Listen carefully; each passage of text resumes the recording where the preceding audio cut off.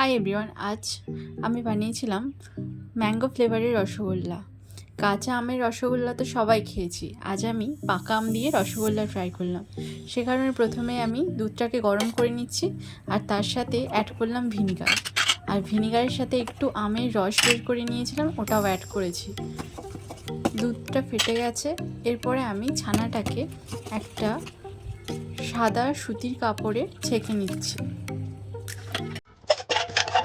ভালো করে ছেঁকে নিতে হবে যাতে জলটা বেরিয়ে যায়।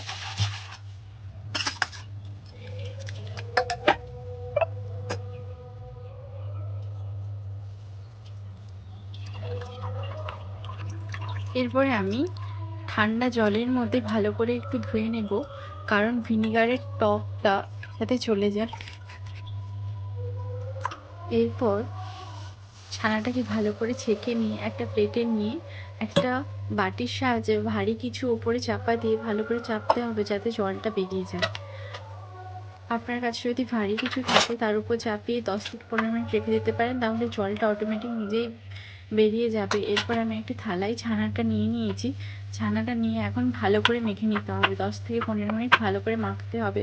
এতে কোনো ময়দা বা কর্নফ্লাওয়ার অ্যাড করার কোনো প্রয়োজন নেই, পিওর ছানা দিয়েই হবে। ছানাটাকে ভালো করে মেখে নিচ্ছি হাতের তালুর সাহায্যে, চেপে চেপে ভালো করে মাখবেন, তাহলে রসগোল্লাটা অনেকটা সফট হবে আর ফাটবে না। তো প্রথমে ভালো করে মেখে নিতে হবে। মেখে নিলে দেখবেন অনেকটাই সফট হয়ে গেছে। এরপর ছোট ছোট গোল গোল শেপের আমি ছানাটাকে কেটে নিচ্ছি। এরপর একটা প্যানের মধ্যে জল গরম দিয়েছি, এর মধ্যে আমি 1.5 কাপ মতো চিনি অ্যাড করব।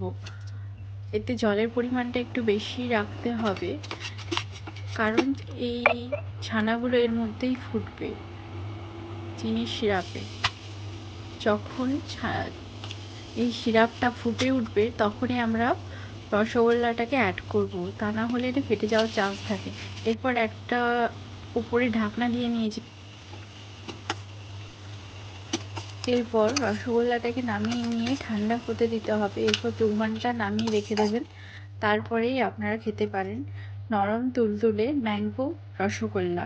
প্রথমবার ট্রাই করলাম, ভালো হয়েছিল, আপনারাও ট্রাই করবেন।